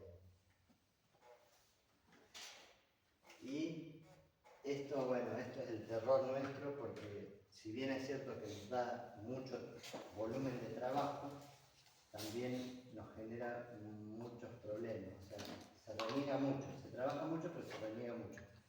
Sobre todo si no estamos acostumbrados a prestar atención a la evolución de la aplicación de nuestros productos. Es decir, si yo voy a hacer aplicaciones a mansalva y no me doy cuenta de que con la aplicación de un mismo producto estoy generando una resistencia, porque con el potencial reproductivo que tiene esta cucaracha, enseguida genera resistencia a un insecticida. O sea, se hace una selección por insecticida. Te va a quedar una pequeña porción de la población resistente a la dosis o al producto, y resulta que cuando vos volvés y usás el mismo producto, ya no va a tener el mismo efecto. El primer error que corre el mal controlador es duplicar la dosis, pensando que el problema es la dosis. En vez del producto. Tenés que hacer una rotación del producto. Claro. ¿Y la rotación del producto, a qué se refiere? ¿A la marca o a otro tipo de producto? Al grupo químico. Entonces, lamentablemente, hoy por hoy, la Administración Nacional de ANMAT limitó o restringió bastante el uso de distintos grupos químicos en interiores. Hoy por hoy en interiores hay un solo organofosforado que puede usar, que es el pirimifosmetil. Ese es el único organofosforado. ¿Y qué característica tiene el organofosforado? Bueno, primero es una herramienta de rotación. Segundo, tiene una gran permanencia en el ambiente. Es una molécula tan estable que el producto, cuando yo lo aplico, por más que el sustrato sea bastante complicado, me va a quedar en el ambiente. O sea, tiene buena residualidad. Pero, ya te digo, es el único organofosforado permitido. Permitido como dominio sanitario. Lo puede usar en el campo, lo puede usar en exteriores. Pero en interiores, solamente el pirimifosmetil. Entonces, cuando yo tengo poblaciones que yo sé que me van a generar resistencia, lo que tengo que hacer es, cada tanto, cambiar de grupo químico. Es decir, 2 o 3 meses voy aplicando organofosforado. ¿Cuál? Pirimifosmetil. No tengo otro. A los 3 meses cambio de grupo químico. Trabajo con piretroides. ¿Todo eso está en la etiqueta de cada producto? ¿De claro, el grupo químico, sí. ¿A qué grupo químico pertenece? Seguro. O sea, si es órgano fosforado, si es piretroide, si es órgano, si es carbamato. Igualmente, si voy a comprar un lugar y les pido un piretroide, ¿saben de lo que hablamos? Sí, sí. O sea, Sí. yo voy Creo que totalmente, voy totalmente de ignorancia, digamos. No, pero también en También algún vamos a momento explicar para dónde va a ser la aplicación y eso te van a indicar. sí, pero a ver, O si quieren vender a más. y ellos, a ver, ¿vos para qué estás? Para controlar plata. ¿Ellos para qué están? Para vender productos. Entonces, tenés que tener conocimiento como para decir, bueno, yo voy a elegir tal producto. Por más que vos me quieras vender este otro, porque, no sé, porque vos tenés más stock y te lo tenés que sacar de encima, se te está por vencer, o es más caro y querés vender más caro. En fin, hay toda una serie de cuestiones que hacen que el vendedor te ofrezca algo. No todos trabajan de la misma manera. Es el vendedor consciente, lo único que tienen. O sea, ustedes como controladores de plagas le pueden vender un bluff al cliente o hacer un trabajo a conciencia bien hecho y bien cobrado. ¿Tá? Hay de todo en la viña del Señor. En todos los órdenes. O sea, en todas las actividades. Un maestro mayor de obra, un técnico en higiene y seguridad, un verdulero, un carnicero, que te vende la carne dura, en fin.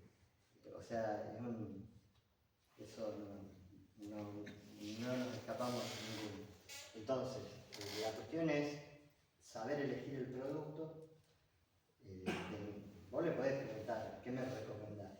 De hecho, a ver, me ha pasado un montón de veces, yo voy a comprar un producto y, qué sé yo,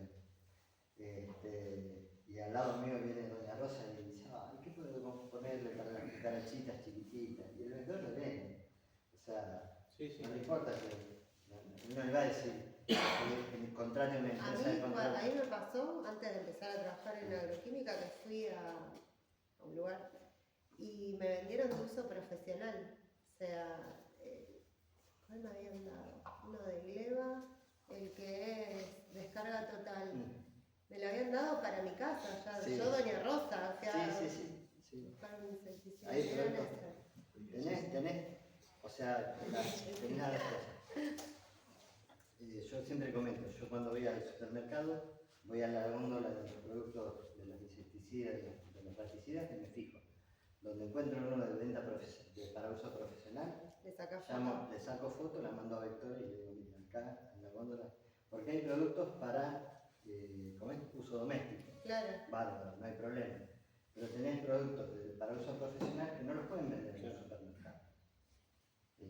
Porque es peligroso. Yo en el año 90, más o menos, sí, no me acuerdo hasta qué año, creo que hasta el 91, 93, trabajé en Ecoemergencia. Y una vez fuimos a atender a una señora que se había comprado 4 tarros de aerosol de descarga total, se los puso abajo del brazo, se fue al último piso, los accionó a los 4 y fue bajando la escalera. Claro. Una descompostura. Claro, casi se muere. Imagínate, estaba destruido, porque eso es tremendo. Aparte, es como si le estuvieras nebulizando veneno. Sí. Porque Digamos, la por eso aerosol de mismo descarga se total tiene máscara. generar una niebla fina que es como un nebulizado. Ay, pero bueno, entonces ¿quién tiene la culpa? ¿La mujer que compró eso o el vendedor que se lo vendió? Bueno, ¿viste? Entonces hay de todo. Hay que ser consciente también. Y a veces hay que tener no sé, ese don de gente de saber establecer hasta dónde uno puede llegar. No venderle tampoco un bluff al cliente, porque después se te puede venir en contra. No le puedes ofrecer al cliente, no sé, mosca cero, porque es un imposible. Sí tenés que establecer con el cliente un punto donde esté conforme, es decir, un punto de... un medio. Aclarárselo que no va a ser cero. Así, bueno, bárbaro. Sí, o que va a ser progresivo, No, que no sí, lo va a no. hacer en una sola aplicación. No, y aparte tenés que utilizar varios frentes, tenés que tratar las paredes, tenés que tratar la materia orgánica, un montón de cosas. Pero bueno, volviendo a esta cucaracha en especial, Blatela germánica, nos da mucho dolor de cabeza. ¿Por qué? Porque es una cucaracha que genera resistencia rápidamente por el potencial reproductivo que tiene. Que en vez de preferir lugares oscuros y húmedos, va a preferir lugares domésticos. Y por otro lado, cuando Planeta Americana y Blatela oriental y Blata oriental prefiere temperaturas templadas como las que hay en una cámara de inspección, estas buscan la misma temperatura que es cómoda para nosotros. Entonces, ¿cuál es el lugar ideal para que esta cucaracha prospere? Un salón, un algo así. Claro, todo ámbito donde haya personas, donde haya una cocina y donde haya lugares. Ellas buscan, por ejemplo, superficies planas hermanadas. Son chiquititas, son aplanaditas, entonces esos lugares son el refugio ideal. Y Una alacena en la pared. detrás, entre la alacena y la pared, donde apoya la mesada contra la mesada, en los cajones. Entonces, hay una contra, y es que vivimos tan aceleradamente que cuando uno va al supermercado, que está lleno de cucarachas, tenés cucarachas en los maple de huevos, en los paquetes de especias, en los packs de gaseosa, en los packs de cerveza, ya vienen contaminados, hasta en los papuchones de las garrafas.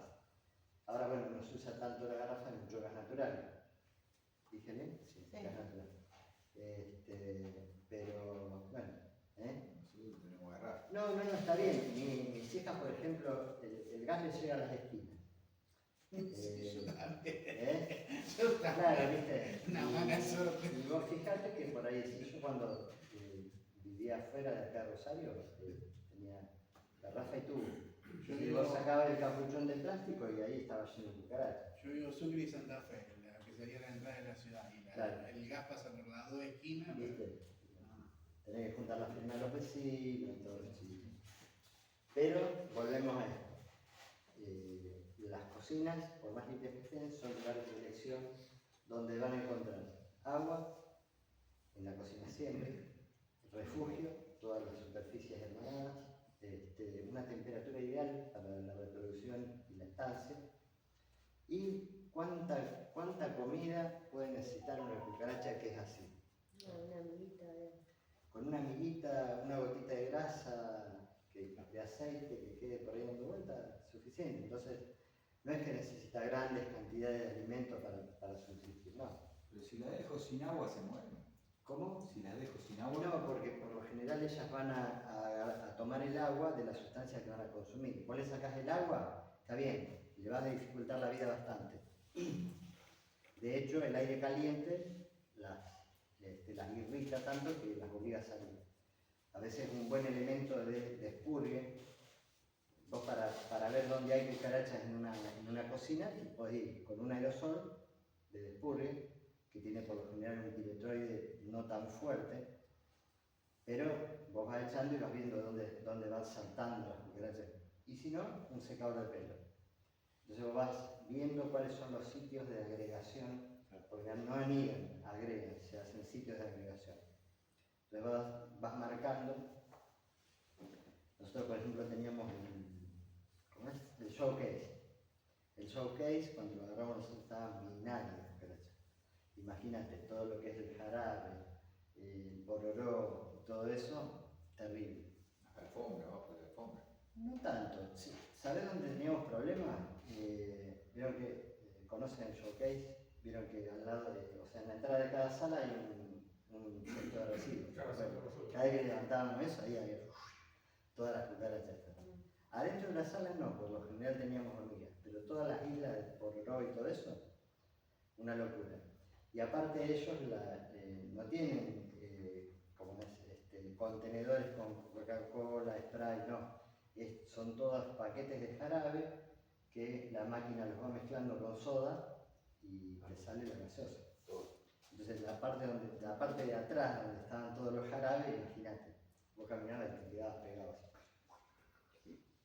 ¿Y las máquinas de ya infectar? Claro, las cafeteras. Sí, las cafeteras se... Primero, los electrodomésticos, los enchufes. O sea, todo electrodoméstico que tenga, viste, ahora no tanto, pero en las épocas, cuando yo empecé, era muy común tener el grabador o la radio arriba de la mesada. Claro. Bueno, olvídate, los microondas quemados por la tela germánica. ¿Y por qué los electrodomésticos y los aparatos electrónicos? Computadoras, televisores, microondas, todo lo que tenga... Por el calor. ¿Eh? Por el calor. Sí, por el calor que genera el electromagnetismo que hay en esos aparatos, pero por otro lado, muchos tienen plaquetas de circuitos. Los circuitos son filamentos muy finitos y para protegerlos de la humedad ambiente, que no haga cortocircuito, las fábricas le ponen una capa de cera. Bueno, no sé, bueno. Riquísimo para la tela germánica. Entonces las cucarachas que hacen, se meten en un microondas, se comen el recubrimiento de cera. Resina es eso. ¿Eh? Es resina. ¿Una resina? Es resina. Bueno. Pero, o sea, es alimento para la cucaracha. Claro, sí, la cucaracha se lo come. Al comerse la capa protectora, queda expuesto a los filamentos, cortocircuito y chao, te quemaron el microondas. O las heladeras, en los burletes de las heladeras, el imán genera un calorcito que es ideal. Vos en una cocina infestada con tela germánica, levantás los burletes de la heladera, seguro que hay. Y vos decís, ¿cómo? Si está frío. A veces hasta en el regulador de adentro tenés tela germánica. Ni hablar de lo que es el motor. Y bueno, y así sucesivamente. Los freezer, todo lo que sea calor, motor, grasitud, y lugares que por ahí no están a la vista, pero son lugares de refugio, tenés grandes cantidades de la tela. Entonces tenés que tener cuidado. Ya, por ejemplo, se ha hecho esto más o menos en 2 semanas, en un maple de huevo vacío, con un par de hembritas fértiles, y ya como se va generando la reproducción. Y esto es un poquito lo que tenía los distintos estadios ninfales que aparecen, la hembra y el macho. Esta es una ninfa, este es un macho, esta es una hembra. Esta es otra especie de cucaracha que por lo general acá nosotros no vamos a ver, que es la cucaracha de banda marrón o Citella longipalpa. No es común en esta región encontrarla, pero si en algún momento les toca trabajar con gente que traiga cosas de importación, pueden venir infestados porque es una cucaracha más bien de América del Norte, central y del norte. Es muy rara verla acá. Sí, igual ya estamos...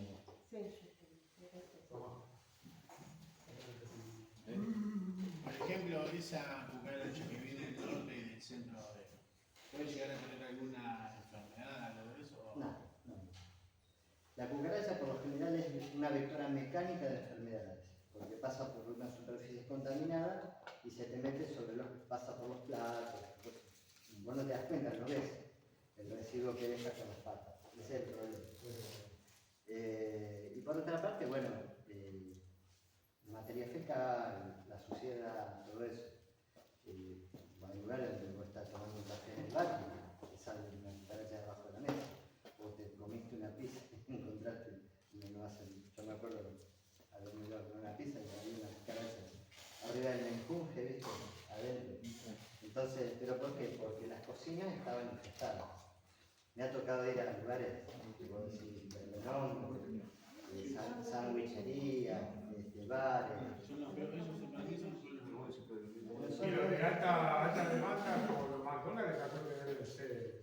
Sí, lo único que tienen los McDonald's es que por lo general están obligados, de hecho es una característica de este tipo de lugares que tienen normativas muy estrictas, donde lo ideal es tener un predepósito, es decir, la mercadería no llega y la guardan, o sea, la dejan en un predepósito, la revisan y después la guardan, que es lo que no hacemos nosotros cuando vivimos acelerados y vamos al supermercado. Llegamos al supermercado, ponemos las bolsas arriba de la mesa y guardamos todo sin revisar. Y ahí es donde empieza a verse los problemas. No, porque estás dispersando cucarachas que vinieron del supermercado. Encima es muy probable que las cucarachas que trajiste del supermercado ya vengan con resistencia, con malos trabajos. O sea, a lo mejor en el supermercado están aplicando siempre lo mismo. O no había directamente un control de plagas eficiente, entonces tenés problemas. Otro problema que hubo con esta cucaracha fue el uso masivo de insecticidas de uso doméstico. Se acostumbró. Por eso, en un momento determinado, la caotrina, hoy la caotrina vuelve a ser un buen elemento de trabajo. Perdón. Hasta hace, no sé, 5 o 6 años, la caotrina había dejado de usarse porque ya no era efectiva. O sea, había aparecido una cantidad tan grande de resistencia, de poblaciones resistentes a la caotrina, que es una mezcla de delta y Porque tetrametila. iban la doña Jessie. Doña Jessie. Claro, y aparte por ahí decía, bueno, en vez de ponerle un sachecito, le voy a poner 2 sachecitos porque es mejor. Chao. Peor, porque la cucaracha que resistía la dosis doble, bueno, olvídate, después no la matabas con nada. Entonces, eso generaba, y por otro lado, el controlador de plagas tiene que ser muy cuidadoso cuando hace un interrogatorio. Así porque es como, bueno, te llaman por teléfono y dicen, tengo muchas cucarachas. Bueno, y ahí es donde entra, que ya les voy a dar algunos tips para determinar dónde hay una infestación grande y dónde no hay una infestación grande, porque te dicen, hay muchas cucarachas, y cuando vos vas, no hay muchas cucarachas. O te dicen, no, pero hay alguna cucarachita. Te lo pueden decir por 2 cosas, porque quieren que le bajes el precio, o porque en realidad 100 cucarachas no es mucho para ellos. Es una cuestión muy subjetiva. Lo que para uno es mucho, para otro puede ser poco. Entonces a veces vos te encontrás con cosas que no parecían que ibas a encontrar. Pero sí, suele pasar. Y esta es una cucaracha que ha generado mucha resistencia. Por suerte aparecieron los geles. Los geles ya están desde el año 1995 más o menos. Sí, más o menos. Los primeros geles que aparecen acá en la Argentina aparecen más o menos para ese año, que son insecticidas no convencionales y fueron formulados pura y exclusivamente para trabajar contra esta cucaracha. Insecticida no convencional, no genera resistencia, no nos hace daño a nosotros, no emite emanaciones, se coloca por puntos. Tenés que dar información sobre la pistola aplicadora. Bueno. Porque uno puede comprar una jeringa y colocar la jeringa, pero eso le quita a la imagen del controlador como una falta de profesionalidad y le da la percepción al cliente de que puede ir él a comprar una jeringa y colocarla. Ahora, si vos te compras, haces una inversión y compras una pistola aplicadora de gel, el cliente ya no va a ir a comprar una pistola aplicadora de gel. Vos tenés le das un viso más profesional a tu actividad. ¿Sí? Y aparte que regulás mejor, porque el gel no es caro, pero sí, por ahí sale un poco más que los convencionales. Entonces, si vos trabajás en forma manual, corres el riesgo de hacer un chorreteado desprolijo. En cambio, con una pistola aplicadora podés regular la cantidad de saliva.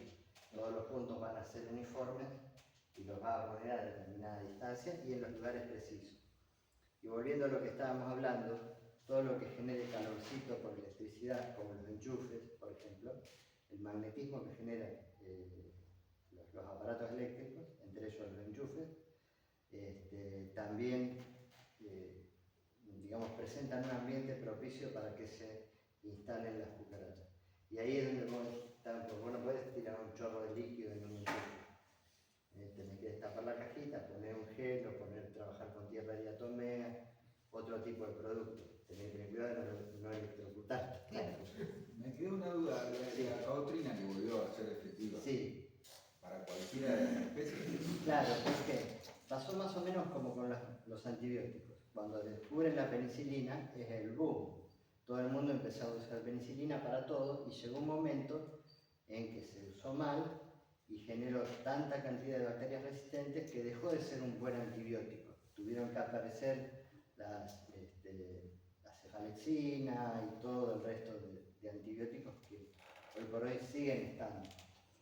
Y hoy, después de 50 años de que se empezó a usar masivamente la penicilina, hoy ya pasó tanto tiempo que las bacterias resistentes en aquel momento ya prácticamente no están. Entonces hoy vuelve a ser un antibiótico efectivo.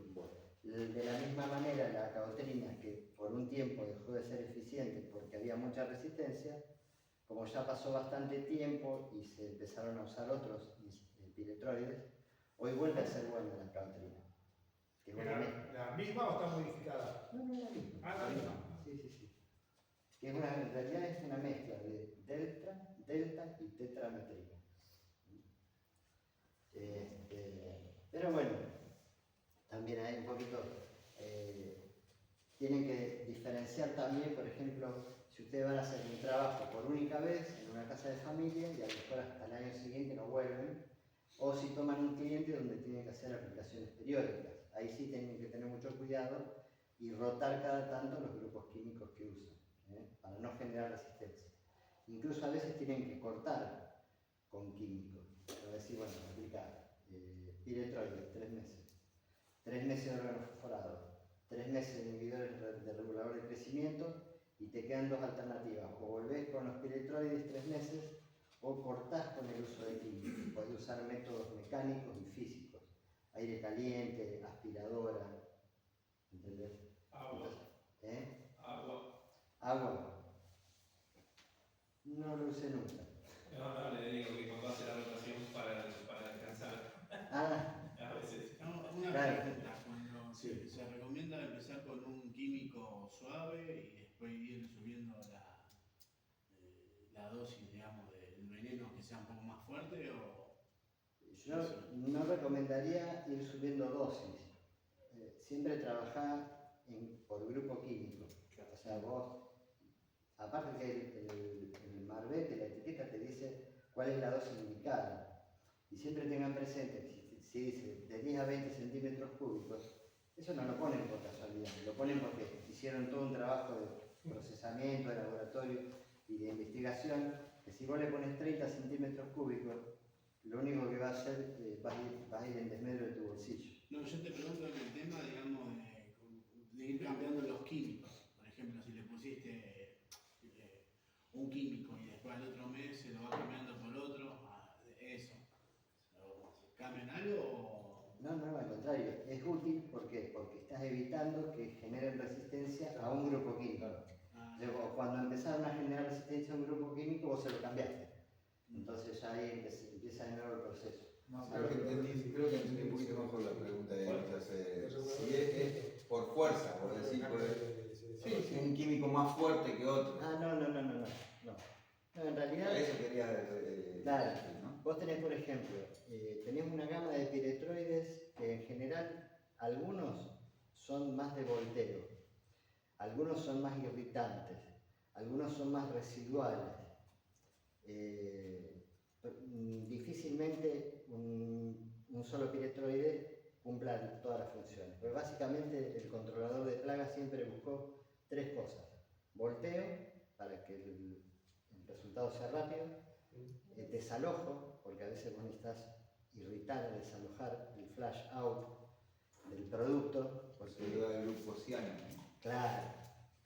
Y un producto residual. Antes le mandaban DDBP, era el volteo en menos de 5 segundos y el insecto se moría. Ya está prohibido.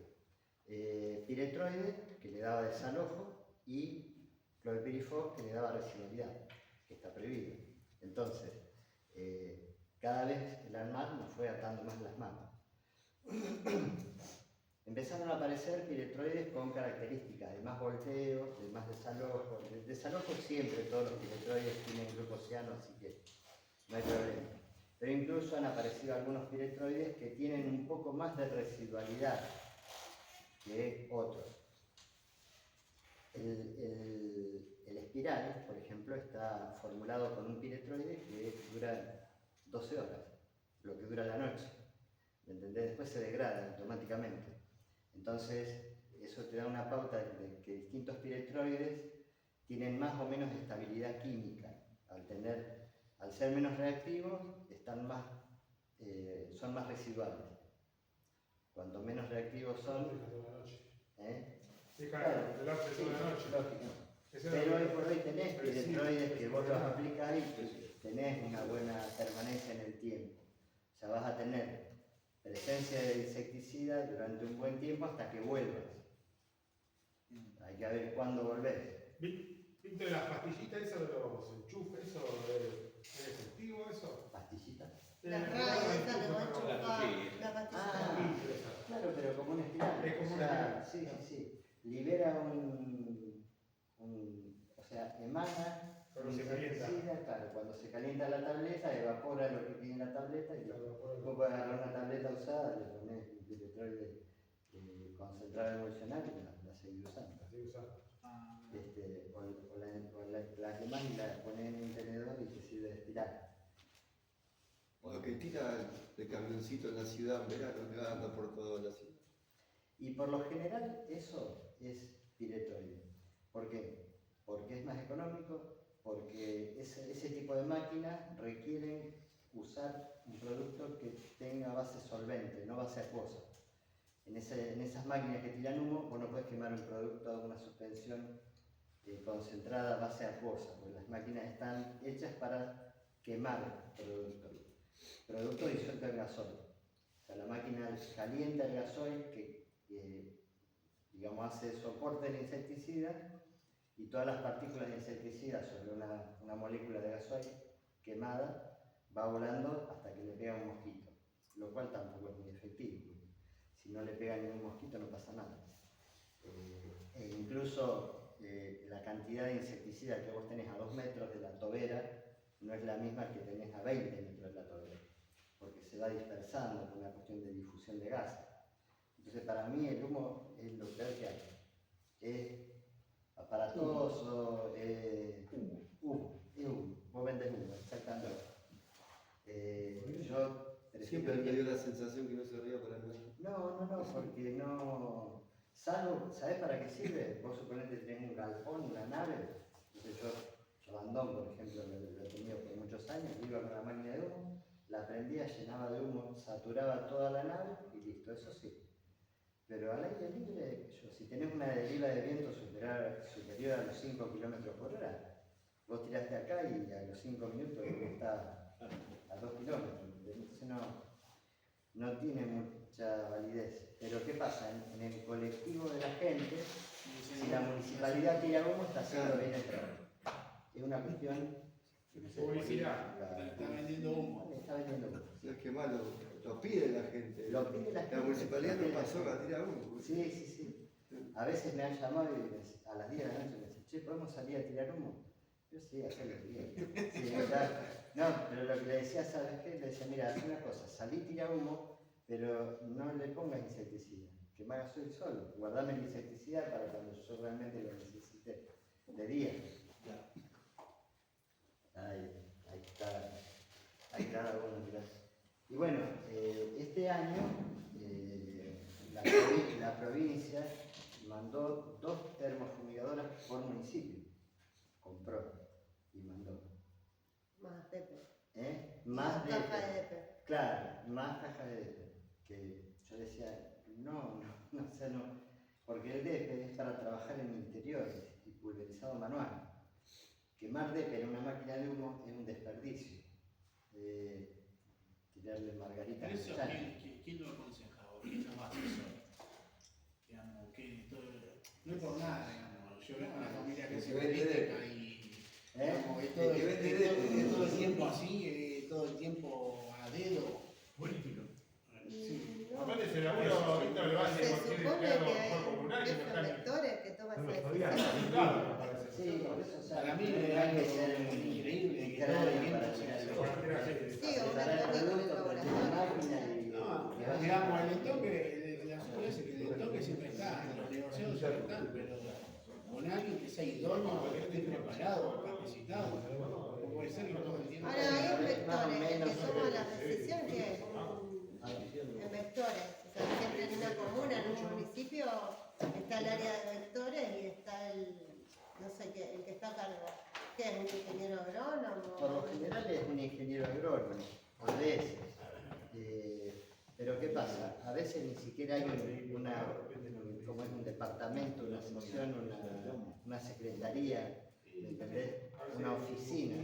Allá en Bermúdez generamos la oficina de control de vectores porque no había nada. O sea, en muchos lugares no hay una... En los pueblos la mayoría no hay. Por eso no, te lo maneja salud pública o te lo maneja los servicios públicos, pero si no hay maneja alguien directamente la capacitado, provincia. Capaz que para mí lo maneja más directo la provincia. también hay mucha cuestión de tira y afloje. Siglin, que también lo usan como DEP, pero tienen principio activo distinto, ¿no? Claro, el Siglin es irritante, muy irritante, muy bueno. ¿Y es para exteriores o sea, está Para bien para interiores y para exteriores. O sea, para un control de mosquitos en exteriores, ¿cuál recomendamos? ¿Cómo? Para control de mosquitos en exteriores, o sea, para las comunas, ¿cuál Proteginal. recomendamos? Proteginal. Solo proteginal. DEP y Siglin no. No, el Siglin es demasiado caro para tirarlo afuera. Ah, Yo el Siglin lo dejaría para hacer tratamientos contra escorpiones, por ahí contra moscas, contra mosquitos en interiores, no porque es muy irritante. El Siglin es bastante irritante y es base solvente. Entonces es un producto excelente, excelente. Yo creo que es lo mejorcito que hay. El otro día me acordé porque encontré un escrito, el Agutrin. El Agutrin, sí, claro. ¿verdad? Que era uno de los primeros piretroides concentrados emulsionables que salió en reemplazo de la cautrina. Era un espectáculo, un balazo, arrasaba con todo. Y no era caro, entonces era un caballito de batalla nuestro. Después se continuó, después apareció el Siglin apareció después de la Agutrin, pero es muy bueno. Lo que pasa es que siempre se hace una relación de costo-beneficio. El Siglin es muy bueno, pero lo tenés que restringir para situaciones puntuales porque es más caro, creo, ¿no? Sí, es más caro. Es bastante más caro. Entonces, si yo tengo que trabajar en exteriores, proteginal, de cabeza. Porque el proteginal fue fabricado para trabajar en exteriores contra mosquitos. Yo te lo pregunto porque todas las licitaciones para la pre-campaña de control de mosquitos piden DEP o Siglin. Por eso nunca pidieron proteginal. Y no sé, porque hay cosas que nunca entendí realmente. Nunca me entraron en la cabeza porque lo que pasa es que yo sé por qué, porque técnicamente no hay alguien que lo maneje y diga, no muchachos, estamos gastando de más vale compremos productos que realmente sirvan, porque compremos DEP, ahora están tirando DEP en el exterior, lo cual me parece una barrabasada. El real interés es hacer ver, ¿no? Claro, que la población... Claro, el marketing que se hace en ellos, claro. tirando... Sí.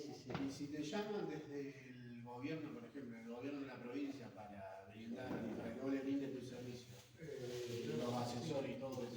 Eso va todo por licitación. Es todo por licitación. Sí. Y servicio no, es compra de productos. Sí. Ellos solos tienen su... Claro. Cada municipio tiene su control de vectores. Claro. O tienen una, no sé, Secretaría de Control de Vectores, o depende de Salud Pública, que tiene una repartición. Y a veces están autorizados a comprar solamente en esa localidad, entonces tienen la empresa que le hace servicio de ahí, o compran directo ahí también en esa localidad. Claro. Sí. Hay muchas cuestiones políticas involucradas en esto. Por eso, bueno, eso uno la de los muchachos que ambiente. a mí me recomendó para que yo él le brinda servicio a PAMI. Sí, él controla vectores y todo.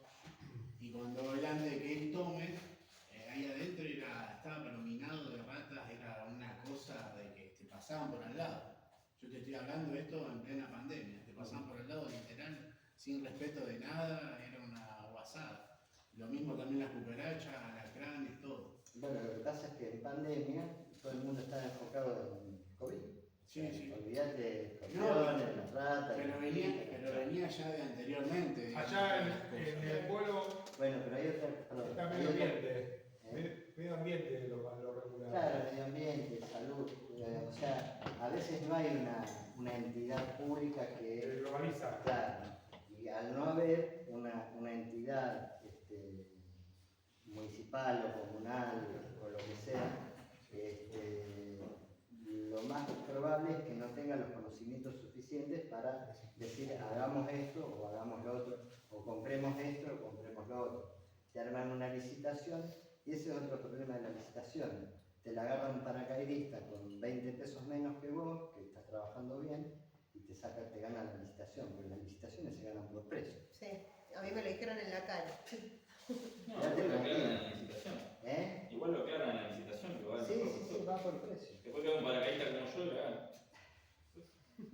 O amiguismo político también. Sí, A ver, hay distintos factores por los cuales vos podés ganar. Yo me voy a presentar en una licitación porque a lo mejor tengo personal con horas libres. Claro, es lo que nos pasó a nosotros. Claro, necesita ocupar. Eso se da mucho con las empresas de limpieza. La empresa de limpieza tiene mucho personal, pierde un trabajo y tiene que mantener al operario, entonces tiene que ganar una licitación y pasan precios bajos, cada vez más bajos, cada vez más bajos. No, nosotros lo que nos presentamos,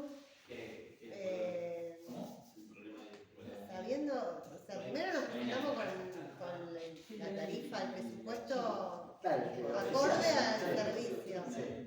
Rebotamos como 3 veces, pero con el espíritu de decir, en Baigorria trabaja una empresa de control de plagas de Baigorria, es el hospital de Baigorria. Sí, Nos presentamos un montón de veces, nos siguen convocando y hasta ponen el presupuesto y ponen la empresa sugerida, o sea, ya te están avisando a quién van a contratar.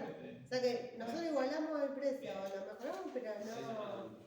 Y lo que nos pasa, nosotros estamos cerca de... Hay una cláusula que ellos se reservan el derecho de Sí, cobrar. y de hecho ¿Y los eso no chicos... se puede iniciar una demanda o algo? O sea, es más pérdida de tiempo que otra cosa, pero... Es un monopolio, hay una sola empresa. Y aparte es de Rosario esa El empresa, local va a eso.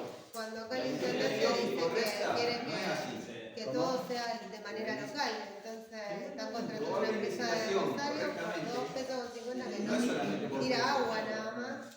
Lo que pasa es que hay Y distintas nosotros categorías estamos de cerca, licitaciones. tenemos todos los recursos, Claro. tenemos todos los productos del laboratorio de primera marca sobre abiertos, sobre y no los contratan.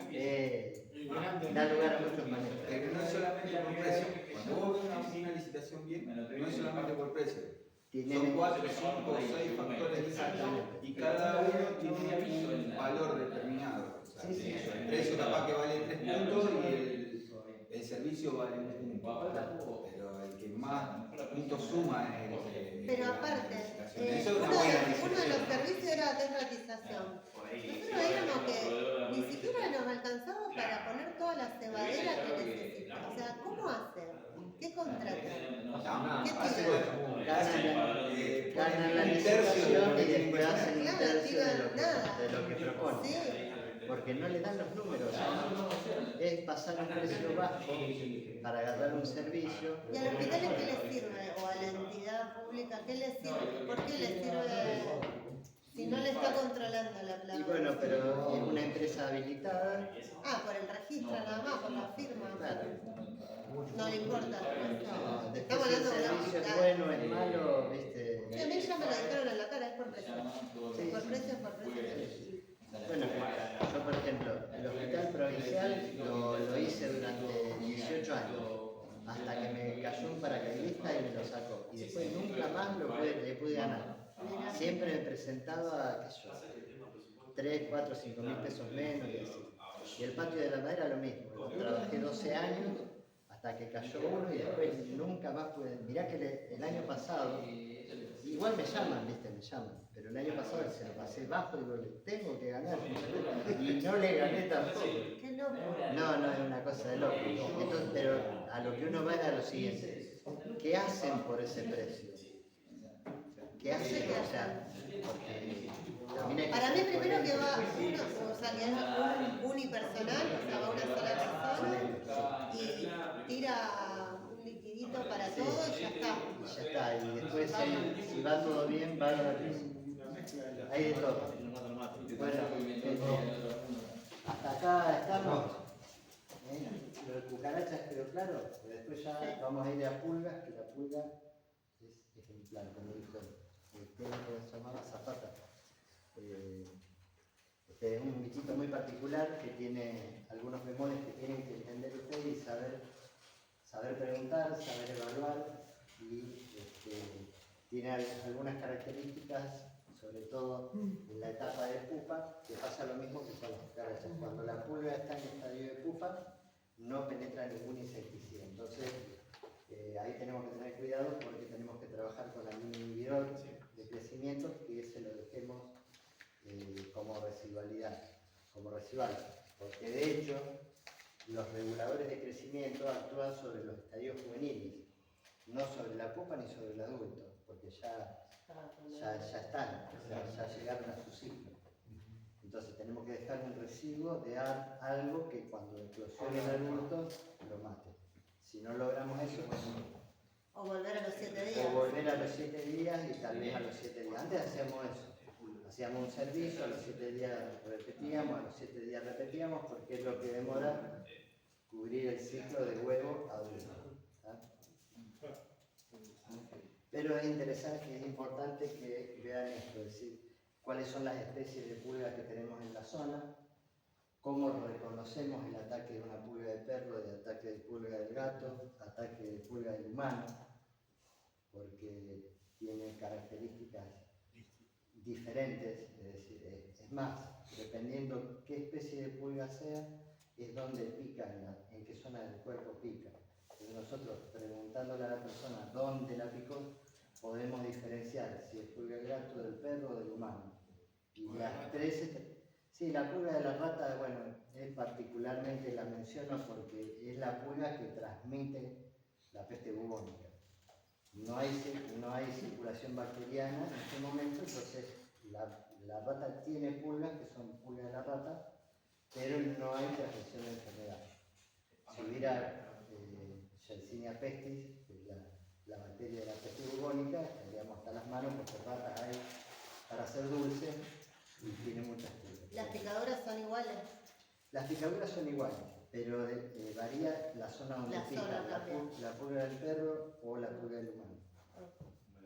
Y eso, en función de eso, le vamos a recomendar una cosa o la otra. Lo vamos a trabajar de una manera o de otra. Si queremos controlar pulga del perro como pulga del humano, vamos a meter la pata. Seguramente no vamos a darle en la teta. Así que tenemos que saber identificar. Así que bueno, y eso lo vamos a ver. ¿Alguna pregunta sobre lo que es cucaracha? La controlan con cualquier insecticida, nada más hay que saber a dónde aplicar. La tela germánica ya la vamos a ver actualmente cómo reconocemos cómo reconocemos una infestación alta de una baja y cómo actuamos en cada caso. Perdón, acá el 22. ¿Cómo era el tema? Por 2 semanas. Martes 8, martes que viene, hay receso acá. Y el martes 15 también, o sea, 2 martes hay receso. Lo que sí tenemos la charla, la jornada abierta, el lunes 14, a las 14 horas. Eso es abierto, viene gente de Chemoteca a hablar de chinche de cama. ¿Cómo? No es obligatorio. No es obligatorio, pero está muy buena las charlas, sí. Entonces va a haber 2 martes que no hay. 2 martes no, o sea, el que viene y el otro, o sea, el receso escolar, porque esto es un colegio también, claro. Claro, las vacaciones de invierno. Y el lunes 14 a las 14. Nos abren el espacio el lunes 14 a las 14 horas. Uno de los muchachos que me